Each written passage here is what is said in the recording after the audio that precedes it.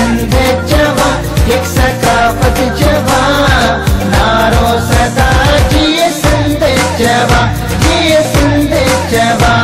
नाज़रीन, अवामी न्यूज़ में खबरन जो सिलसिलो जारी है। इन वक्त असीं तव्हांखे ठरी मिरवा में खबर ॾींदा हलूं तो government main boys primary school ठरी मिरवा में सिंधुतो में साह असांजो तैलीम सां चाह असांजो जो उनवान हेठ रंगारंगी तकरीब मुनक़द कई हुई, जंहिंमें स्कूल के शागिर्दनि आबिद शर, गुलाम मोहम्मद, मसूर हुसैन मला, अली अहमद मला शागिर्दानी नाइला शुमाइला ऐं ॿिनि सिंधी सकाफ़त बाबत हवाले सां ज़बरदस्त तकरीरूं कयूं, खाका टेबल्स पेश कया, जॾहिं त सिंधी गीतनि ते शागिर्द ऐं शागिर्दानी झुमरियूं हणी ख़ूब दाद हासिल कई। इन मौके ते आख़िर में सकाफ़ती प्रोग्राम को खिताब कंदे government main boys primary school के हेडमास्टर ज़मीर अहमद शर, उस्ताद अमीर अली मला, जुल्फ़कार अली जोगी, अयाज़ अली भट्टी ऐं ॿियनि चयो है त सिंधी क़ौम हज़ारें साल पुरानी क़दीम तहज़ीब सकाफ़त रखंदड़ क़ौम है। सकाफ़त ॾियारो मल्हाइण सां असांजी ईंदड़ नौजवान नस्ल के सकाफ़त बाबत ॼाण मिले थी। मज़ीद खबरों और तफ़सीलात के लिए विजिट करें हमारी वेबसाइट www.awamiNewsHD.com।